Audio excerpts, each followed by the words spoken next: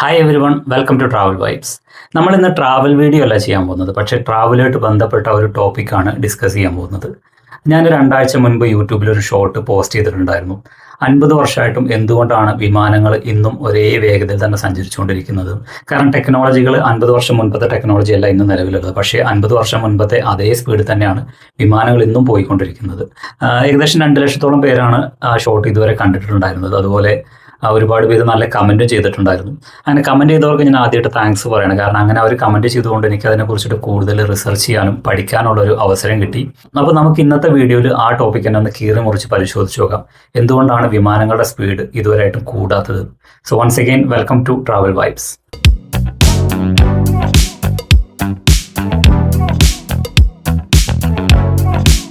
നമുക്കെല്ലാവർക്കും അറിയാം, ഇപ്പം നിലവിൽ നമുക്ക് ഏറ്റവും ഫാസ്റ്റായിട്ട് സഞ്ചരിക്കാനുള്ള മെത്തേഡ് തന്നെയാണ് വിമാന സർവീസുകൾ.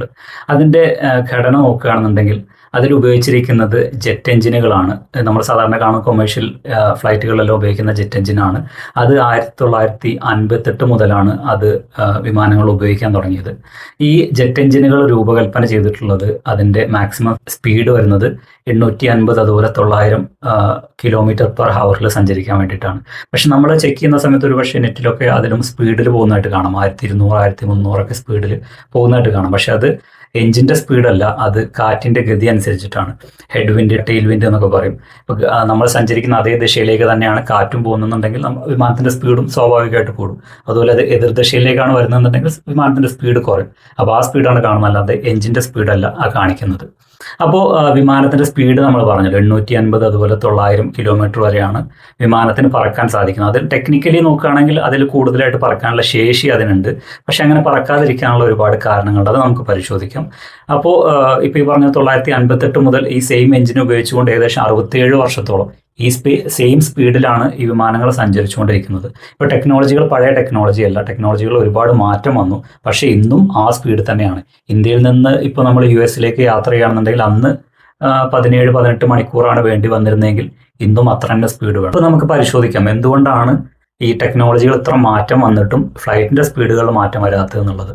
ഇവിടെ നമ്മൾ മനസ്സിലാക്കേണ്ട ഒരു ടേമാണ് മാക്ക്. ഇപ്പോൾ മാക്ക് എന്ന് പറയുന്നത് ശബ്ദത്തിൻ്റെ വേഗത കണക്കാക്കുന്നതാണ്. ശബ്ദം എത്ര വേഗതയിലാണ് മണിക്കൂർ സഞ്ചരിച്ചുകൊണ്ടിരിക്കുന്നത് എന്നുള്ളത് മാക്കിലാണ് പറയുന്നത്. 1 മാക്ക് എന്ന് പറഞ്ഞു കഴിഞ്ഞാൽ 1235 km ആണ്. ഒരു മണിക്കൂർ അത്ര വേഗതയിലാണ് സമുദ്രനിരപ്പിൽ ശബ്ദം സഞ്ചരിച്ചുകൊണ്ടിരിക്കുന്നത്. അപ്പോൾ നിലവിലുള്ള എല്ലാ ഫ്ലൈറ്റുകളും 1 മാക്കിന് താഴെയാണ് എല്ലാ കൊമേഴ്ഷ്യൽ ഫ്ലൈറ്റുകളും സഞ്ചരിച്ചുകൊണ്ടിരിക്കുന്നത്. 0.8 0.85 ഒക്കെ മാക്കിലാണ് നിലവിലുള്ള എല്ലാ കൊമേഴ്ഷ്യൽ ഫ്ലൈറ്റുകളും ഇപ്പോൾ സഞ്ചരിച്ചുകൊണ്ടിരിക്കുന്നത്. അപ്പോൾ എന്തുകൊണ്ടാണ് അതിൽ കൂടുതലായിട്ട് സഞ്ചരിക്കാൻ പറ്റാത്തത്? അങ്ങനെ ചോദിച്ചു കഴിഞ്ഞാൽ ടെക്നിക്കലി അത് പോസിബിളാണ്. കാരണം ഇപ്പോൾ നിലവിലുള്ള എല്ലാ ജെറ്റ് എഞ്ചിനുകളും 900 km ആണ് അതിൻ്റെ വേഗ പരിധി എന്നുള്ളെങ്കിലും അതിൽ കൂടുതൽ സഞ്ചരിക്കാനുള്ള കപ്പാസിറ്റി അതിനുണ്ട്. പക്ഷേ അങ്ങനെ സഞ്ചരിക്കാത്തതിനുള്ള ഒരുപാട് കാരണങ്ങളുണ്ട്. അതിൽ പ്രധാനപ്പെട്ട ഒന്നാണ് ഫ്യൂവൽ കൺസംഷൻ. ഇപ്പം നിലവിൽ പോയിക്കൊണ്ടിരിക്കുന്ന വേഗതകൾ കൂടുതൽ വിമാനം പോകേണ്ടി വരുന്ന സമയത്ത് അതിൻ്റെ ഫ്യൂവൽ കൺസംഷൻ ഒരുപാട് കൂടുതലായിട്ട് വരുന്നു. അതുപോലെ ഇപ്പോൾ നിലവിലുള്ള അത്രയും വലിപ്പം വിമാനം കാപ്പ് പറ്റില്ല, വിമാനത്തിൻ്റെ വലിപ്പം കൂടി കുറക്കേണ്ടി വരുന്നു. അങ്ങനെ കുറക്കുന്ന സമയത്ത് അതിൻ്റെ സീറ്റിംഗ് കപ്പാസിറ്റി കുറയുന്നു. അപ്പോൾ ഇത്രയും കാര്യങ്ങളൂടെ അത് ഫ്യൂൽ പ്രൈസ് ഓൾറെഡി ഇൻക്രീസ് ആവുന്നു, അതുപോലെ പാസഞ്ചേഴ്സിൻ്റെ എണ്ണം കുറക്കേണ്ടി വരുന്നു. ഇത്രയും കാര്യങ്ങളൊക്കെ ആകുന്ന സമയത്ത് വിമാനയാത്ര എന്ന് പറഞ്ഞാൽ വളരെ ചിലവേറിയൊരു കാര്യമായിട്ട് വരുന്നു. അപ്പോൾ അങ്ങനെയാകുമ്പോൾ സാധാരണക്കാർക്ക് അത് ഉപയോഗിക്കാൻ കഴിയില്ല, വലിയ പണക്കാർക്ക് മാത്രമേ വിമാനയാത്ര പോസിബിൾ ആവുള്ളൂ. അപ്പോൾ ഇതിന് മുൻപ് ഒരു ടെക്നോളജി വന്നിട്ടുണ്ടായിരുന്നു 1976 യെസ്, കോൺകോഡ് എന്നാണ് അതിൻ്റെ പേര്. 1976 മുതൽ 2003 വരെയാണ് കോൺകോഡ് സർവീസ് നിലവിലുണ്ടായിരുന്നത്.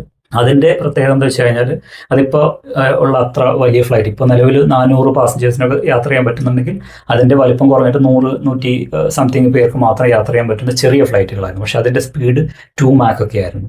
അതായത് ഇപ്പോൾ നിലവിലുള്ള ഫ്ലൈറ്റുകളെക്കാൾ ഇരട്ടി വേഗതയിൽ സഞ്ചരിക്കാൻ പറ്റുന്ന ഫ്ലൈറ്റ് ആയിരുന്നു കോൺകോഡ് എന്ന് പറഞ്ഞാൽ.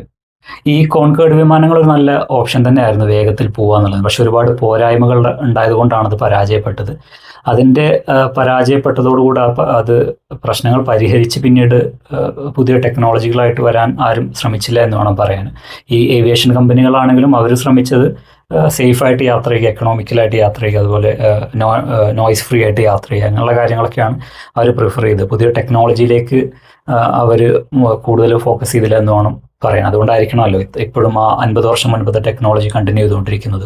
ഞാൻ നേരത്തെ പറഞ്ഞ പോലെ തന്നെ ഒരുപാട് പേര് നല്ല കമൻറ്റുകൾ ചെയ്തിട്ടുണ്ടായിരുന്നു. കുറേ ഫണ്ണി കമൻറ്റുകളും അതുപോലെ നല്ല ക്വസ്റ്റ്യൻസ് ഒരുപാട് പേര് ചോദിച്ചിട്ടുണ്ടായിരുന്നു. അപ്പോൾ അങ്ങനെ ചെയ്തവർക്കെല്ലാം ഞാൻ താങ്ക്സ് പറയാണ്. ഇങ്ങനെ നിങ്ങൾ ചോദിച്ചുകൊണ്ടാണ് എനിക്ക് അതിനെക്കുറിച്ചിട്ട് കൂടുതൽ പഠിക്കാനും മനസ്സിലാക്കാനും പറ്റിയത്. കൂടുതലായിട്ട് എന്തെങ്കിലും നിങ്ങൾക്ക് ഇതിനെക്കുറിച്ച് അറിയാമെന്നുണ്ടെങ്കിൽ അത് കമൻ്റായിട്ട് മെൻഷൻ ചെയ്യുക. കാരണം ഇങ്ങനെയൊക്കെയാണല്ലോ നമ്മൾ പഠിക്കുന്നത് കാര്യങ്ങൾ. എൻ്റെ ഒരു അഭിപ്രായത്തിൽ പറയുകയാണെന്നുണ്ടെങ്കിൽ ഇപ്പോൾ നിലവിലുള്ള ടെക്നോളജി ഒരിക്കലും ഒരു പൂർണ്ണമായിട്ടുള്ള ടെക്നോളജി അല്ല. ഇപ്പോൾ നമ്മളൊരു 50 വർഷം മുൻപുള്ള ടെക്നോളജിയാണ് ഫ്ലൈറ്റിൽ ഇപ്പോഴും ഉപയോഗിക്കുന്നത്. 60 വർഷം മുൻപുള്ള ജെറ്റ് എഞ്ചിനാണ് ഇപ്പോഴും ഉപയോഗിക്കുന്നത്. ഈ 50 വർഷം മുൻപ് നമ്മൾ ഭൂമിയിലൂടെ ലാൻഡിലൂടെ ട്രാൻസ്പോർട്ട് ചെയ്തിട്ടുണ്ടായിരുന്ന വേഗത എന്ന് പറയുന്നത് 250 കിലോമീറ്റർ വരെയൊക്കെയാണ് മാക്സിമം ബൈ ട്രെയിനിലൊക്കെ പോയിക്കൊണ്ടിരുന്നുണ്ടായിരുന്നത്. ഈ 50 വർഷത്തിന് ഇപ്പുറം ഇന്ന് നമ്മൾ ട്രെയിനിൽ പോയിക്കൊണ്ടിരിക്കുന്ന വേഗത എന്ന് പറയുന്നത് 300 കിലോമീറ്റർ പ്ലസ് ആണ്. അതുപോലെ ജപ്പാനിൽ പുതിയ പരീക്ഷണം നടത്തിക്കൊണ്ടിരിക്കുന്ന ട്രെയിനിൻ്റെ സ്പീഡ് പറയുന്നത് 600 കിലോമീറ്ററിന് മുകളിലാണ്. ഹൈപ്പർ ലൂപ്പ് വരുന്നത് 1000-1200 കിലോമീറ്റർ വരെയാണ്. അപ്പോൾ ഇത്രയും മാറ്റങ്ങൾ ഭൂമിയിലൂടെയുള്ള ട്രാൻസ്പോർട്ടേഷൻ വന്നു കഴിഞ്ഞിട്ടും ഈ ഫ്ലൈറ്റ് ഇപ്പോഴും 60 വർഷം മുൻപുള്ള ടെക്നോളജി കെട്ടിപ്പിടിച്ചിരിക്കുകയാണെന്നുണ്ടെങ്കിൽ നമുക്ക് അതിലൊന്നും പറയാനില്ല. അപ്പോൾ എൻ്റെ അഭിപ്രായത്തിൽ ഇപ്പോഴാണ് ഈ ഏവിയേഷൻ മേഖലയിൽ വിപ്ലവം വരേണ്ട സമയം. അല്ലാന്നുണ്ടെങ്കിൽ ഒരു 10 വർഷം കഴിഞ്ഞാൽ നമുക്ക് ഫ്ലൈറ്റിലൂടെ പോകുന്നതിനേക്കാൾ വേഗതയിൽ നമുക്ക് ഭൂമിയിലൂടെ സഞ്ചരിക്കാനുള്ള മാർഗ്ഗങ്ങൾ ഉണ്ടാവും. അല്ലാണ്ട് അതിലും എക്കണോമിയും ഇതും മാത്രം കെട്ടിപ്പിടിച്ചുകൊണ്ടിരുന്ന കാര്യമില്ലല്ലോ. നമുക്ക് ടെക്നോളജികൾ മാക്സിമം ഉപയോഗപ്പെടുത്തുകയാണല്ലോ വേണ്ടത്. പിന്നെ കുറച്ച് പേര് കമൻറ്റ് ചെയ്തായിട്ട് കണ്ടത് വേഗത കൂടിക്കഴിഞ്ഞാൽ അത് അപകടങ്ങൾ ക്ഷണിച്ചു വരുത്തുന്നുള്ളതാണ്. അതിനോട് എനിക്ക് യോജിക്കാൻ കഴിയുന്നില്ല. കാരണം ഇപ്പോൾ സ്പേസിലേക്ക് പോയിക്കൊണ്ടിരിക്കുന്ന വേഗത എന്ന് പറയുന്നത് 28,000 per hour ആണല്ലോ. അത്രയും വേഗതയിൽ മനുഷ്യന് അവിടെ പോയി വരാൻ പറ്റുന്നുണ്ടെങ്കിൽ സ്പീഡ് ഒരു പ്രശ്നമില്ല, നമുക്ക് അത് തന്നെ മനസ്സിലാക്കാൻ പറ്റും. പിന്നെ നമ്മൾ ചിന്തിക്കേണ്ട ടെക്നോളജി ഇതിന് മാറി വരിക എന്നുള്ളതാണ്. അല്ലാണ്ട് ഇപ്പം നിലവിലുള്ള ടെക്നോളജി അതിൽ പരിഷ്കരിച്ച് ആ സെയിം ടെക്നോളജി തന്നെ ഫോളോ ചെയ്ത് വരികയാണെങ്കിൽ അതല്ല, അതിൽ ഒരു സൊല്യൂഷൻ കാണുന്നില്ല. പുതിയ ടെക്നോളജികളായിട്ട് വരികയാണ് വേണ്ടത്. ഇപ്പോൾ ലാൻഡ് ട്രാൻസ്പോർട്ടേഷൻ്റെ കാര്യത്തിലാണെന്നുണ്ടെങ്കിൽ കാറിനേക്കാൾ വേഗതയിൽ പോകാനുള്ള സംവിധാനം ട്രെയിനുകളായിട്ട്, അല്ലെങ്കിൽ അതിനേക്കാൾ വേഗതയിൽ പോകാനുള്ള ഹൈപ്പർ ലൂപ്പ് സംവിധാനങ്ങൾ മാറി, ടെക്നോളജികൾ മാറി വരുന്നത്. അതുപോലെ ഇപ്പോൾ നിലവിലുള്ള ഈ ഒരു ചട്ടക്കൂട് തന്നെ എന്താ ചിന്തിക്കാതെ പുതിയ ടെക്നോളജികൾ വികസിച്ച് വരികയാണ് വേണ്ടത്. ഇപ്പോൾ നമ്മൾ ഈ ജനറേഷൻ്റെ കാര്യം ഇങ്ങനെ തന്നെ ആയിരിക്കും. ഇനി അടുത്ത ജനറേഷനെങ്കിലും ഇതിനേക്കാൾ മെച്ചപ്പെട്ട ഒരു സംവിധാനം വരെയാണല്ലോ വേണ്ടത്. അല്ലാണ്ട് ഇപ്പം 50 വർഷം മുമ്പ് ഉപയോഗിച്ച ടെക്നോളജി തന്നെ അടുത്ത തലമുറ ഉപയോഗിക്കണം എന്ന് നമ്മൾ വാശി പിടിക്കുന്നതിൽ അർത്ഥമില്ലല്ലോ. ഏവിയേഷനുമായിട്ട് ബന്ധപ്പെട്ട പുതിയ പ്രോജക്റ്റുകൾ ഏതൊക്കെയാണെന്ന് റിസർച്ച് ചെയ്ത് നോക്കിയ സമയത്ത് ഞാൻ അതിൽ 2 പ്രോജക്റ്റുകളുടെ പേരാണ് കണ്ടത്. ഒന്ന് ബൂം സൂപ്പർസോണിക് എന്ന് പറഞ്ഞിട്ട് ഒരു പ്രോജക്റ്റ് അവർ ടെസ്റ്റ് ചെയ്തുകൊണ്ടിരിക്കുകയാണ്. ഇപ്പം നിലവിലുള്ള ഫ്ലൈറ്റുകളുടെ സ്പീഡിൻ്റെ ഇരട്ടിയിൽ കൂടുതൽ വേഗതയിൽ സഞ്ചരിക്കാൻ പറ്റുന്ന ഒരു പ്രോജക്റ്റാണ് അവർ ഉദ്ദേശിക്കുന്നത്. 2 Mach വരെ സ്പീഡിൽ സഞ്ചരിക്കാൻ പറ്റുന്നതാണ് പറയുന്നത് വന്നു കഴിഞ്ഞാൽ. അതുപോലെ നാസ ഒരു പ്രോജക്റ്റ് ചെയ്തുകൊണ്ടിരിക്കുന്നുണ്ട്. സൂപ്പർസോണിക് മുൻപുണ്ടായിരുന്ന കോൺകോർഡ് വിമാനത്തേക്കാൾ സൈലൻ്റ് ആയിട്ടുള്ള ഒരു സൂപ്പർസോണിക് ജെറ്റാണ് അവർ ഉദ്ദേശിക്കുന്നത്. അപ്പോൾ അതിൻ്റെയും കാര്യങ്ങൾ ചെയ്തുകൊണ്ടിരിക്കുന്നുണ്ട്. അപ്പോൾ എന്തായാലും നമുക്ക് പ്രതീക്ഷിക്കാം അടുത്തൊന്നും ഉണ്ടായില്ലെങ്കിലും അടുത്ത തലമുറക്കെങ്കിലും ഉപകാരപ്പെടുന്ന രീതിയിൽ, അല്ലെങ്കിൽ അവർക്ക് കൂടെ അതിൻ്റെ ബെനിഫിറ്റ് കിട്ടുന്ന രീതിയിൽ പുതിയ പ്രോജക്റ്റുകൾ വരും. അതുപോലെ ഏവിയേഷനിൽ മാറ്റം വരുന്നൊക്കെ നമുക്ക് പ്രതീക്ഷിക്കാം. ഈ വീഡിയോയിൽ ഞാൻ ഷെയർ ചെയ്തിട്ടുള്ളത് എൻ്റെ അറിവുകളും കാഴ്ചപ്പാടുകളാണ്. അതൊരിക്കലും പൂർണ്ണമാണെന്ന് ഞാൻ വിശ്വസിക്കുന്നില്ല. അതിൽ പോരായ്മകളുണ്ടാകും. എന്തായാലും നിങ്ങളുടെ അഭിപ്രായങ്ങൾ കമൻ്റായിട്ട് മെൻഷൻ ചെയ്യുക. പുതിയ ഒരു വീഡിയോയിൽ മറ്റൊരു ടോപ്പിക്കായിട്ട് നമുക്ക് കാണാം. കൂടാതെ ട്രാവൽ റിലേറ്റഡ് ആയിട്ടുള്ള വീഡിയോ കാണുന്നതിനായിട്ട് ചാനൽ സബ്സ്ക്രൈബ് ചെയ്യുക. So thanks for watching the video. By.